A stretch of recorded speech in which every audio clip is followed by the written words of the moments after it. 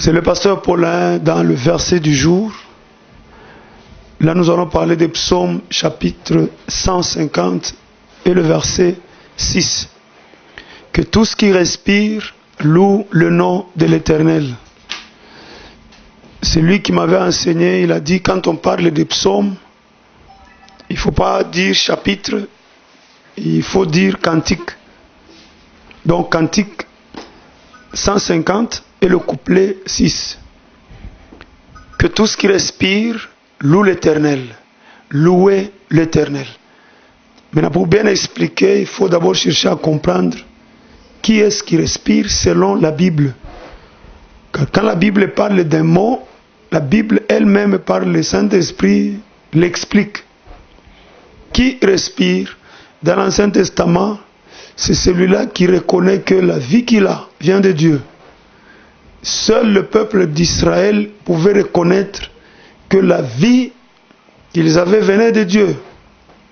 Parce que c'était le seul peuple qui connaissait Dieu. Ça, c'est l'Ancien Testament. Alors, eux avaient comme commandement louer l'Éternel.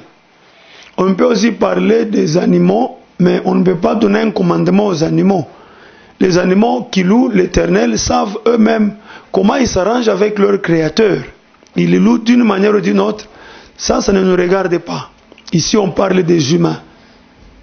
Qui respire, selon l'Ancien Testament, c'est le peuple d'Israël. Seul ce peuple pouvait reconnaître que la vie vient de Dieu. Dans le Nouveau Testament, qui respire, c'est celui qui croit en Jésus-Christ de Nazareth. Car selon les Saintes Écritures, tout païen était mort. Il ne respire pas selon la vision de Dieu.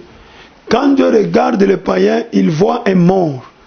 Même si le païen lui-même croit qu'il vit, mais en réalité, c'était mort. Voilà pourquoi Jésus-Christ est appelé la vie. On ne peut pas venir donner la vie à celui qui en a déjà. On donne la vie aux morts.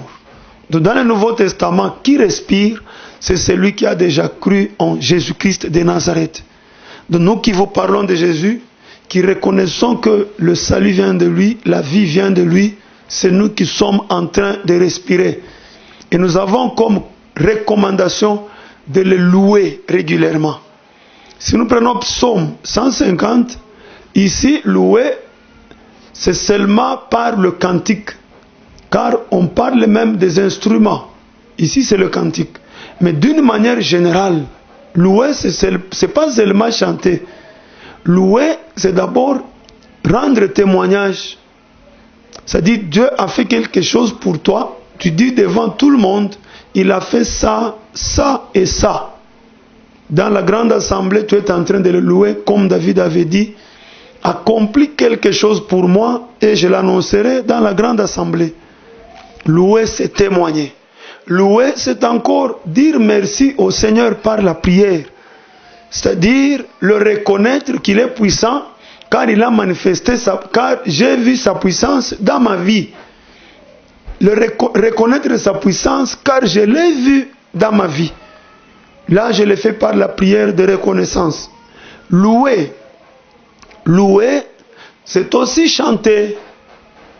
Tu peux chanter seul.